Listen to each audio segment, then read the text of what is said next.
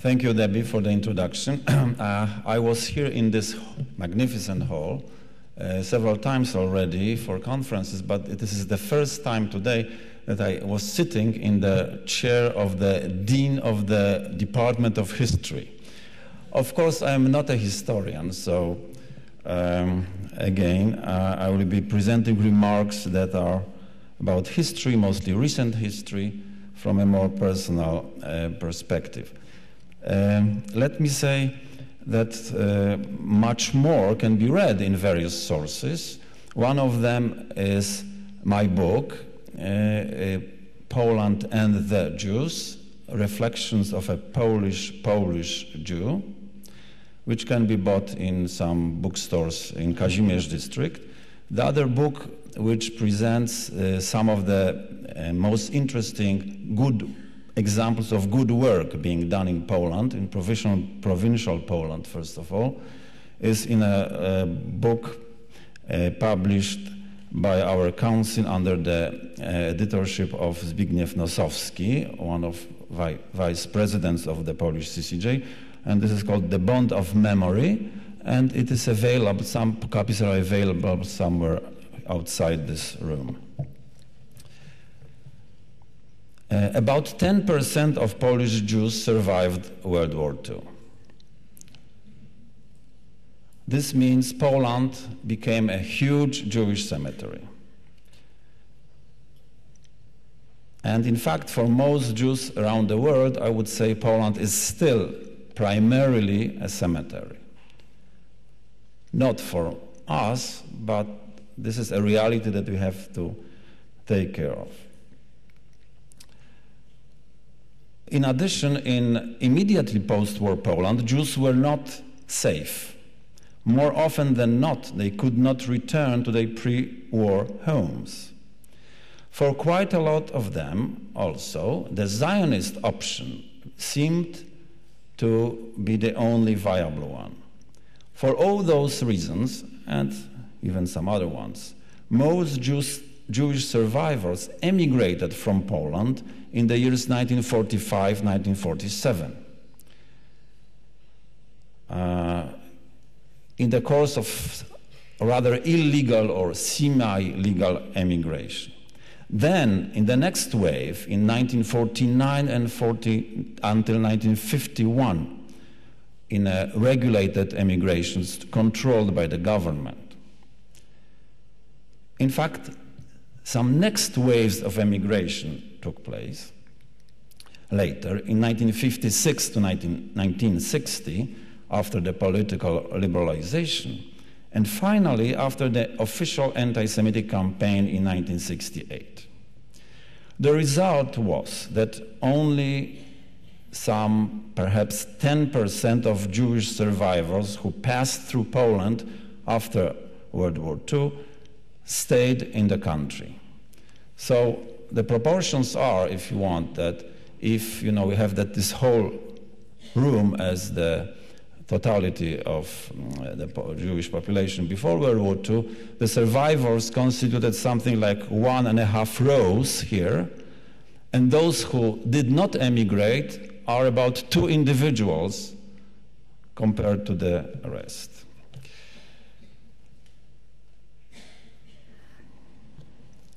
So even taken together with their descendants, those who stayed, or rather we, constitute a minuscule part of the pre-war community, and even a rather small portion of the immediately post-war community. What is more, the Jewish individuals who were living in Poland after 1968 hardly formed a community. The organized Jewish community was tiny. Most Jews were outside it. Even before 1968, many were intermarried or were born after the war in mixed families. More generally, the majority among Jews were marginally Jewish, which can be analyzed at length, but to make it very brief, this includes people like completely assimilated Jews who have no connection to Jewish life. Second, hidden Jews who have not yet come out of the closet after the war, and sometimes some of them never will. And number three, communist Jews, or Jews who became communists or had been even communists from before the war, and Jewishness, more often than not, was seen by them as irrelevant. On the basis of my experiences, I believe, as do most of my friends, that in Poland, even today, there are many more marginal Jews than the members of Jewish organizations. It must be added that many of those in those categories, completely assimilated non-Jewish Jews and the hidden Jews, are or were or are Catholic, which makes the whole situation even more complicated.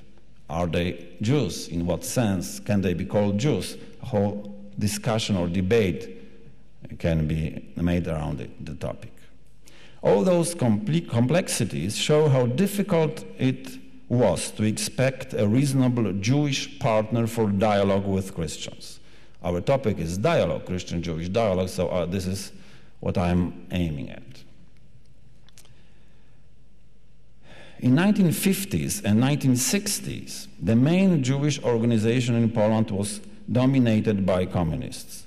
There was basically one organization plus marginalized religious communities. This organization and its leaders wanted to have nothing to do with the Jewish religion, or for that matter, Zionism or Hebrew. Naturally, Christianity was also outside the scope of their interests, so the Jewish leaders were in no way partners for dialogue with the church. The Jewish religious community was very small, as I said, and completely marginalized. It was not in the position to attempt any new approaches, historically speaking, new, let alone in the interfaith realm, so its members continued the tradition of mistrust of Christianity, and in result could not enter any kind of Christian-Jewish dialogue. In addition, Jews preferred to maintain a distance from the church, since all of them remembered that the Catholic Church had not been helpful in the first post-war years when anti-Semitism had been posing a real threat. Asked to intervene, the bishops of that time refused because either they thought that anti-Semitism was justified by Jewish involvement in the new regime, communist regime, or they did not want to appear as making a political statement that could be interpreted as supporting the communist government. One bishop, Kubina of Częstochowa, was an exception, and he stated publicly that blood libel accusations were unfounded and based on ill will. But he was criticized by other bishops, not for the substance, but for the implications of his statement that were seen by them as supporting the government, the communist government, which was more or less identified with Jews. It seems that the changes epitomized by the declaration Nostra Aetate were hardly noticed by Jews in Poland. In fact, they were also very slow in the Catholic circles. Also in 1970s and 1980s, there were hardly Jewish partners for dialogue. After the 1968 emigration, Jewish life was extremely weak and on decline. Everybody thought that soon there would be no Jewish community in Poland anymore. The leaders believed they were there in order to switch off the lights. At the same time, two phenomena occurred that are significant for our topic. First, after 1968, a number of individual Jews, most of them Poles of Jewish origin, found their way to Catholic intellectual circles and publications. All these individuals were involved in the growing opposition movement that in 1980 gave rise to Solidarity movement, and after 81 to its underground continuation. The second phenomenon took place among Christians. it was the rise of interest in Judaism and Jewish history among Catholic intelligentsia.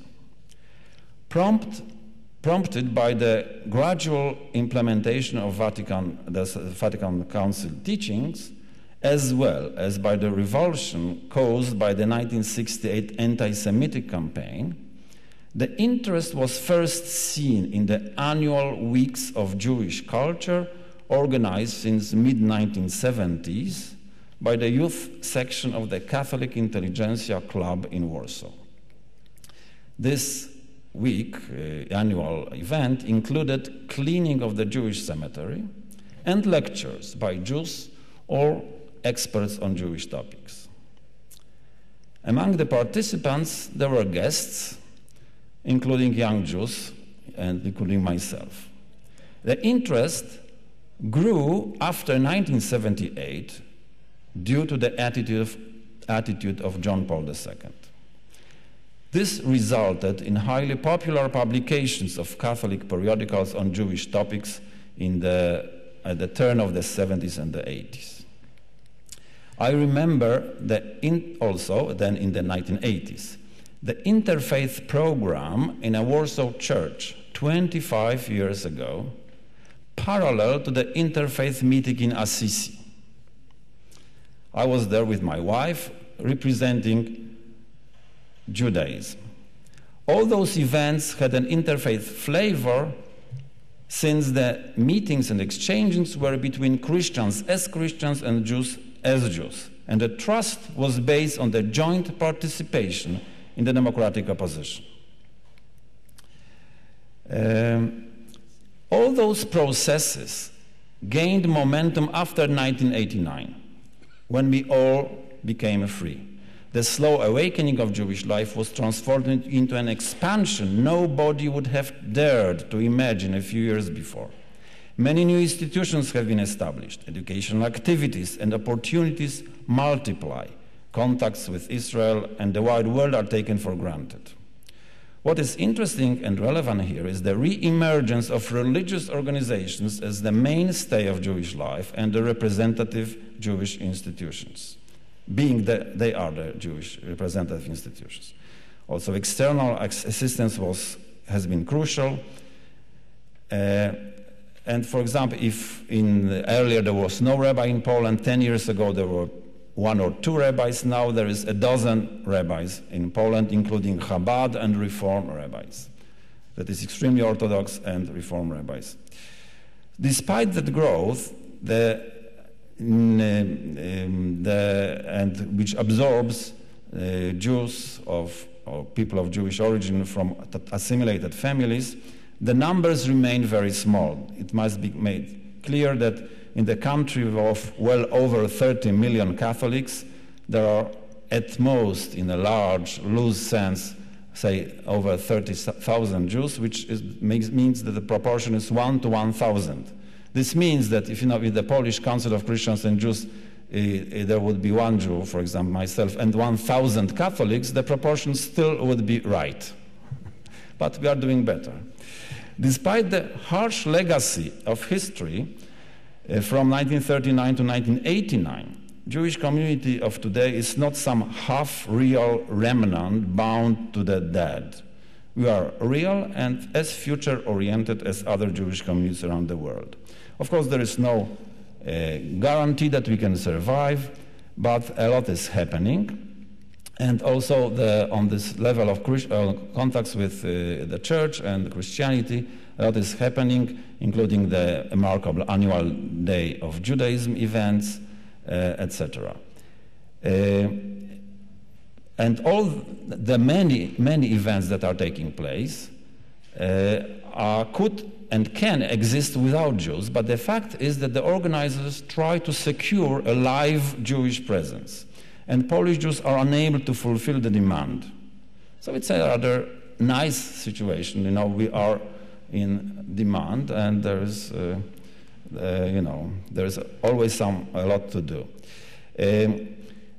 And among the hardest is the task of finding Jews who can assist Christians in the attempts to explore Jewish roots of Christianity which is arguably the most important ingredient in the dialogue meetings, which do have a religious dimension.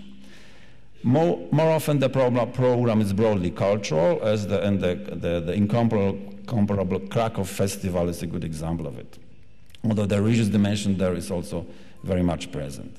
But many things are now seem natural, like, well, for example, the Hanukkah celebration with the mayor of Warsaw, or in the residence of the president of Poland. It seems almost routine by now. So there is a great progress. Still, the question can be asked whether the participants in the events acknowledging the former or contemporary presence of Jews would welcome an influx of a large number of living Jews. In all dialogue events, there are two dimensions. One is the universal one, related to our religious traditions, and the same in Poland as it is in Australia or anywhere else. And the second, the Polish dimension, related to the Polish history, especially the recent history of World War II and the following decades. So there are debates that have already been mentioned by Professor Mach. And though in one sentence summary is that although the Polish public seems to be divided, say half for and half against, seeing a moral challenge in the events, especially post-war events and so some war events, the fact is that the debate reached the depth and level in Poland that is incomparably higher or deeper than in any other country in this region of Europe. In this sense, Poland, to its credit, is a leader in meeting this challenge, how to face a difficult past. We can also be proud of some accomplishments in the narrowly conceived field of Christian-Jewish dialogue. For example, the WME declaration was published in Polish just 3 weeks after it originally appeared. The deep dialogue, by which I understand the long-term building of relationship on the basis of mutual trust and full respect for the religiosity of the partner, is of interest of few, or rather very few, be it Jews or Christians. Yet its ramifications can be far-reaching. And I know how important Jews are for Poles, which is an overwhelmingly a Catholic nation, and the interest in Jews and Jewish things can be either negative or positive, anti-Semitic or sympathetic, and the fact is that I am witnessing a steady change of proportions between the two. It's improving and improving and improving. And it is also well known that Poland is so important for Jews in the world, so I think that now we are in this situation in which Poland is not just Auschwitz, or is becoming less and less only Auschwitz, which is our topic for tomorrow, but is also the place of present-day life, and as it is for us, Polish Jews. So welcome to Poland.